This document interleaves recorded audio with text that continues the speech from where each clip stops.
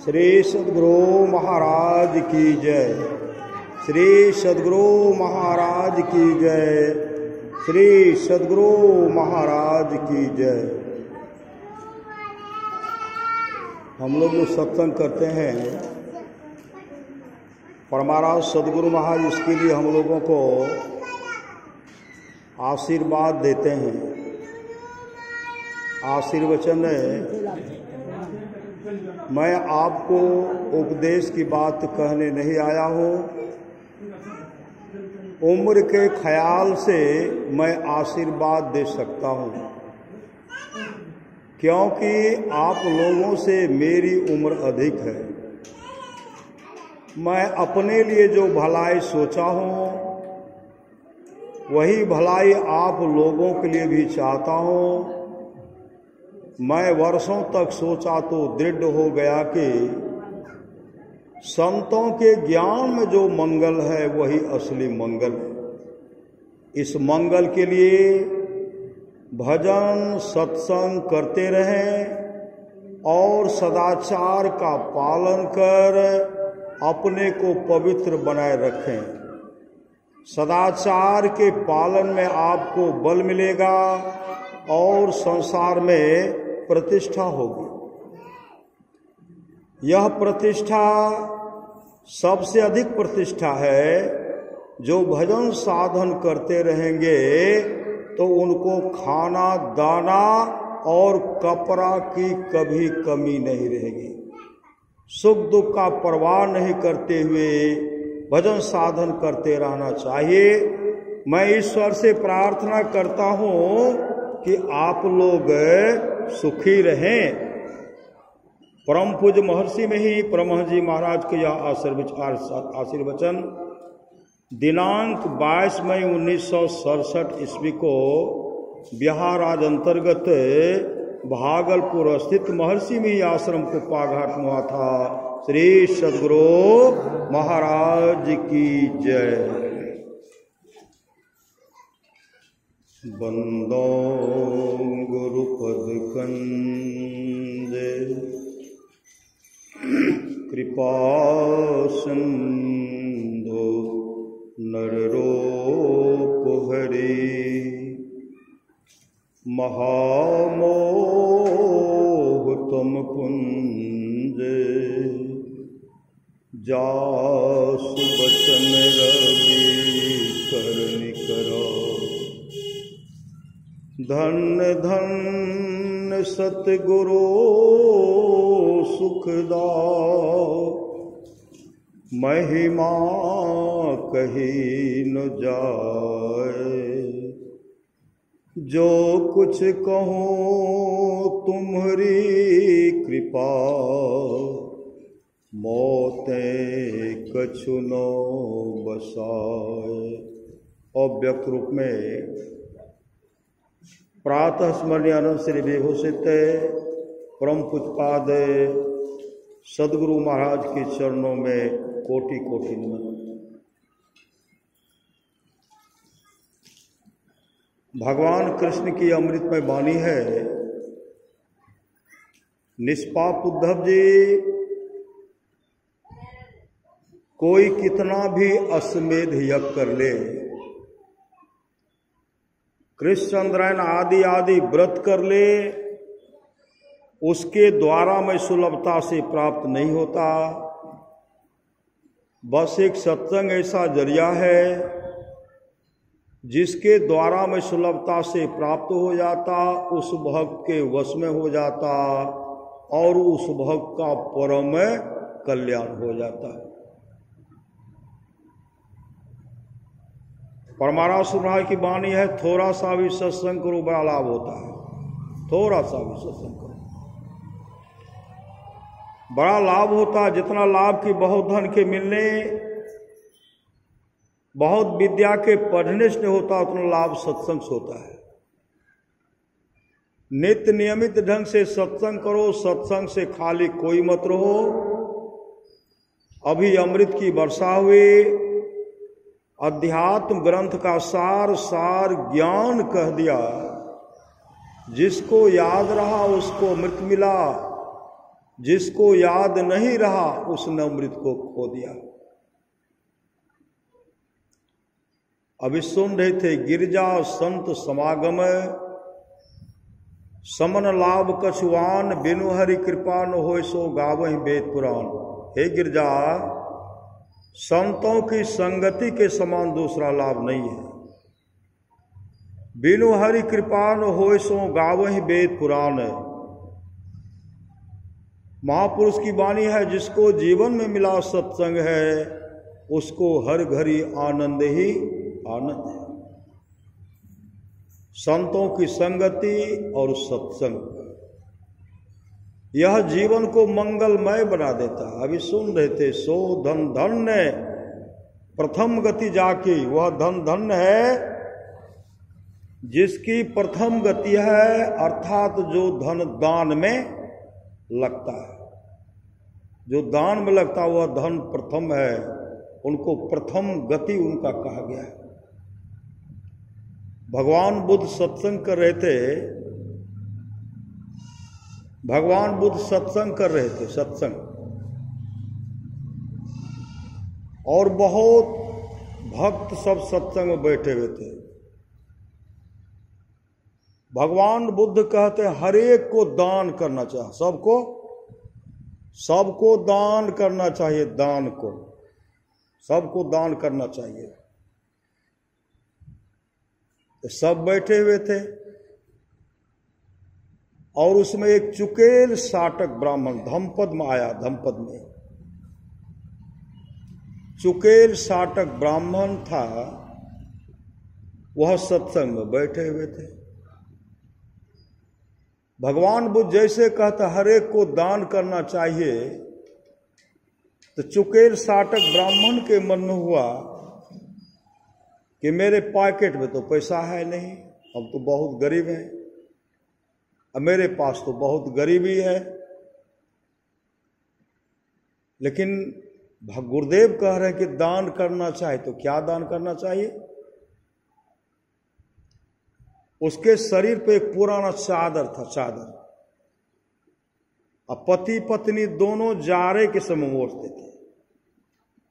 चुकेल साटक के मन में मेरे पास तो रुपया भी नहीं है, नो धन है, नो संपत्ति कुछ है नहीं, करूं तो क्या करूं? उनके मनवा की यही चादर अपने गुरु को दान कर दूं। जैसे उठ करके खड़े होते हैं, भीतर प्रेरणा, अंतः प्रेरणा हुई। मन कहते हैं चुकेल, तुम जो दान करने के लिए जा रहे हो, तुम्हारे पास तो अधिक चादर है नहीं, एक ही चादर है, और जाड़े का समय है, पति पत्नी दोनों ओढ़ते हो, और दान कर दोगे तो ओढ़ोगे क्या? इसलिए तुम दान मत करो, दान तुम मत करो। आसुर प्रवृत्ति मन उनको कहते हैं। कई बार हुए उठना तो उठते थे, बैठते थे, दान करना चाहिए, लेकिन वह आसुरी प्रवृत्ति मन उनको दान करने का प्रवृत्ति जो था उनको रोक देता था। रुक गए। फिर अपराह्नकालीन सत्संग हो रहा था, सत्संग समाप्त हुआ, अपराह्नकालीन सत्संग हो रहा था। उसमें भगवान बुद्ध कहते हैं, मैंने पहले के सत्संग में चर्चा किया था, हर एक को दान करना चाहिए। उसी विषय पर जैसे प्रकाश डाल रहे हैं, चुकेल साटक उठे, वह चादर भगवान बुद्ध के चरण पर रख दिए। जैसे चरण पर रखते हैं और रख करके कहते, वाह मैंने जीत लिया, वाह मैंने जीत लिया, वाह मैंने जीत लिया, वाह मैंने जीत लिया। यह कह करके जो उछल रहे थे, राजा प्रसन्नजित उस सत्संग बैठे हुए थे। राजा प्रसन्नजित कहता है, चुकेल तुम बैठो, न शरीर में शक्ति है, न तेरे पास धन है, न क्या किसी पहलवान को तू पछाड़ दिया, क्या किसी राज पर तुम अपना अधिकार जमा लिया, कहां विजय प्राप्त कर लिया, किसको तुम पछाड़ दिया? बैठो। वो बैठ गए।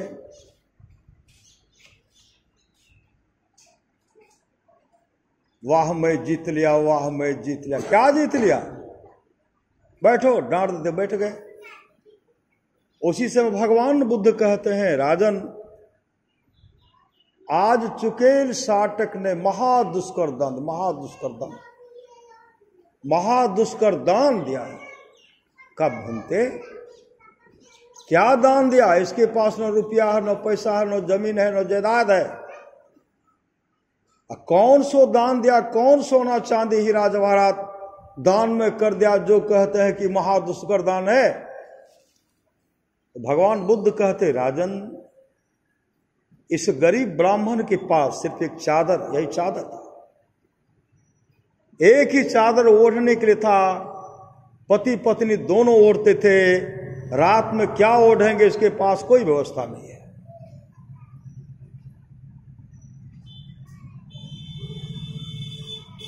रात में क्या ओढ़ेगा, कोई व्यवस्था नहीं है। फिर भी यह चादर अपने गुरु को दान कर दिया। यह गरीब जो ओढ़ते थे वह चादर दान कर दिया। महादुष्कर नहीं तो और क्या, महादुष्कर दान नहीं तो और क्या। अरे इनके पास वही है, सब कुछ दे दिया।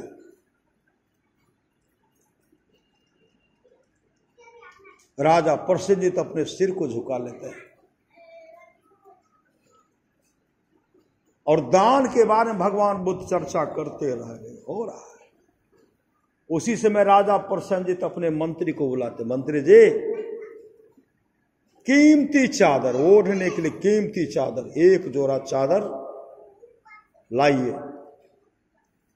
एक जोड़ा चादर, कीमती चादर जैसे मंगाए, राजा प्रसेनजित लेते हैं। वह चादर चुकेल साटक को दे देते हैं कि चुकेल ओढ़ेगा, पति पत्नी ओढ़ेगा। एक था अलग अलग दे दिया, कीमती चादर दिए हैं, ओढ़ेगा। जैसे वह चुकेल साटक को देते हैं, चुकेल साटक उठ करके भगवान बुद्ध को दे दिए। जैसे भगवान बुद्ध को वह चादर दे दिए, फिर राजा प्रसेनजित कहते हैं, मंत्री जी 4 जोड़ा चादर मंगाइए। जैसे 4 जोड़ा चादर मंगाए, और जैसे 4 जोड़ा चादर वह चुकेल साटक ब्राह्मण के हाथ में देते हैं, चुकेल साटक ब्राह्मण तो ले लिए और उठ करके वह चादर फिर भगवान बुद्ध को दे दिए।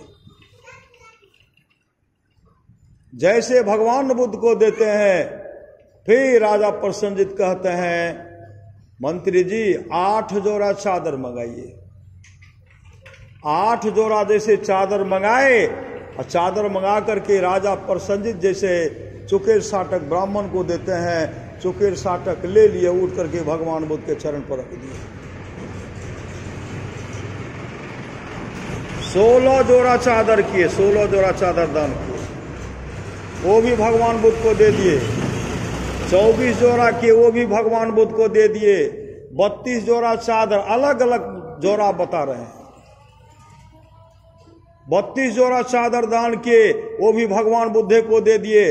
64 जोड़ा चादर फिर लाए, वो भी भगवान बुद्ध को दे दिए। और एक ताम्र पत्र में 4 गांव लिखते हैं, 4 गांव का जो जमींदारी है वह चुकेल के नाम से लिख दिया।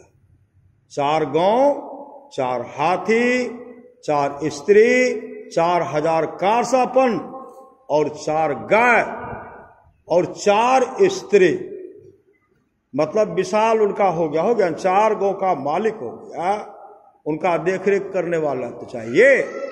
4000 कारसापन ये तमाम लेकर के राजा प्रसेनजित चुकेल साटक के हाथ पर जैसे रखते हैं, चुकेल साटक तो ताम्र पत्र लिए, वह लेकर के जैसे भगवान बुद्ध के चरण पर रखते हैं, उसी समय कहते चुकेल रुक जाओ,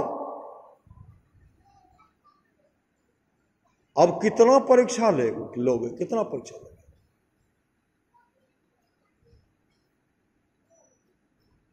दान देने का कितना बड़ा फल होता, कितना परीक्षा लोगे। इसलिए यह तमाम तुम रखो। फिर 64 जोड़ा दिए थे न, उसमें से 21 जोड़ा चादर रखे, सब भिक्षु संघ को, सब गुरु को दान कर दिए। लेकिन 4 हाथी यह रखो, भगवान बुद्ध के कहने पर 4 हाथी, 4 गाय, 4 स्त्री, 4000 कारसापन, 4 गौ का मालिक बना दिया गया। ये दान का फल है। अभी तो हम लोग को पता नहीं है श्री सदगुरु, ये दान का फल है। और सबके भाग में दान लिखा हुआ है भी नहीं, सब दान कर भी नहीं सकते। समय लगाए, यह दाने है, कीमती समय आपने दिया। एक एक श्वास के लिए सिकंदर तरसते रह गए, डॉक्टर मुझे किसी तरह बचा लो कि जिससे कि मैं अपने मां का दर्शन कर सकूं। डॉक्टर ने भरसक प्रयास किया, लेकिन उनके सामने, सिकंदर के सामने मौत ही मौत दिखलाई पड़ रही थी। डॉक्टर ने कहा आधा राज, सिकंदर ने कहा डॉक्टर मैं आधा राज दे दूंगा, सोना चांदी हीरा जवाहरात का ढेर लगा दूंगा, लेकिन मुझे किसी तरह बचा लो कि जिससे कि मैं अपनी मां का दर्शन कर सकूं। डॉक्टर ने कहा हे विजेता, आप दुनिया की तमाम दौलत मेरे हवाले कर दीजिए, लेकिन आपके श्वास में एक भी श्वास जोड़ने को किसी को ताकत नहीं है। 3 लोक 9 खंड में गुरते बरान को, करता करे न कर सके गुरु करे ते हो। कहता हूं कहीं जात हूं, कहीं बजाए ढोल, सौसा खाली जात है 3 लोक का मोल। इसलिए शुभ काम कर लीजिए, शुभ काम कर लीजिए, शुभ काम करने में विलंब मत कीजिए, मत कीजिए, मत कीजिए।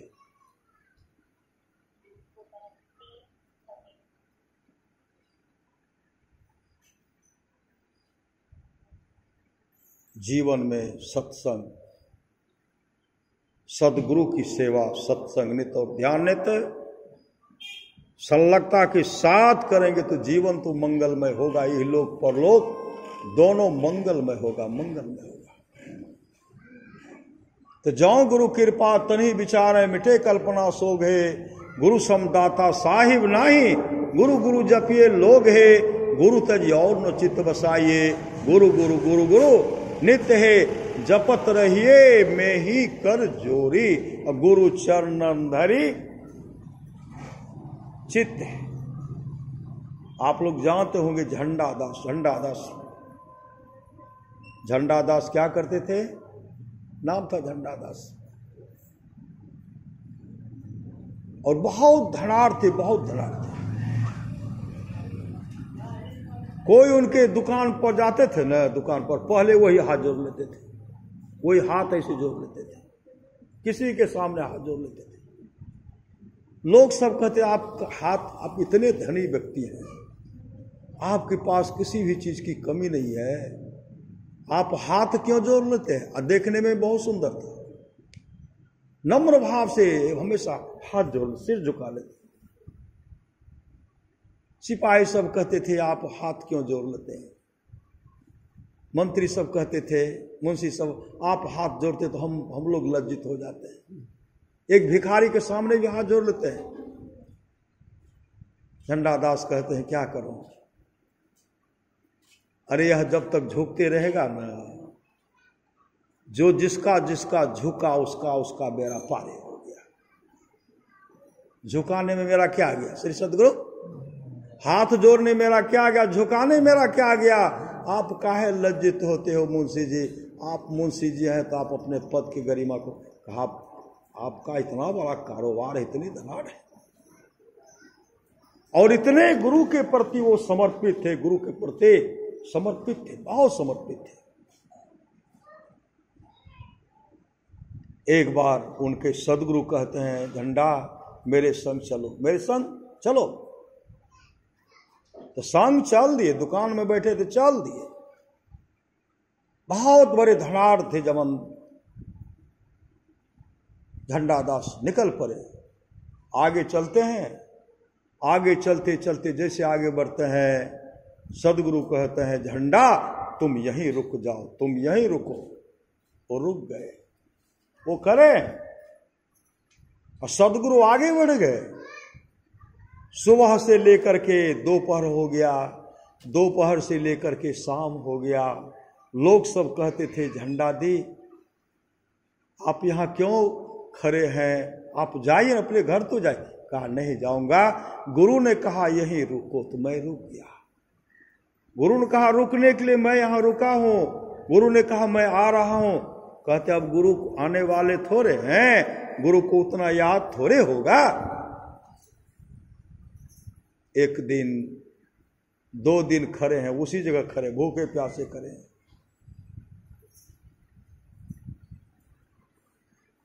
फिर उधर से तीसरे दिन गुरुदेव आए, लेकिन झंडा टस से मत सड़क पर खड़े हैं तो खड़े हैं।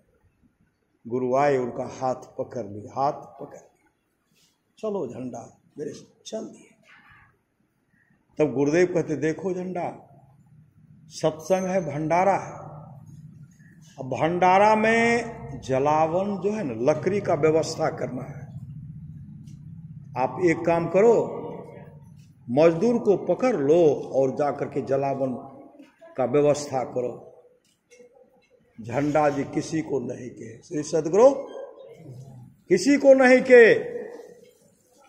जो सुंदर कोमल सुंदर शरीर था, वो कुल्हाड़ी लिए चले गए जंगल।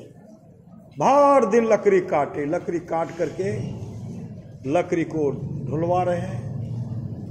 फिर लकड़ी काटे, फिर जमा कर दिए। जमा करते करते मतलब होते होते 3 दिन हो गया। श्री सदगुरु किसी को ढोने के लिए भी नहीं कहते हैं, अपने से ढो रहे हैं 3 दिन तक ढोए। और कोई उनको खाने के लिए भी नहीं कि तो किसी से खाने के लिए मांगे भी नहीं।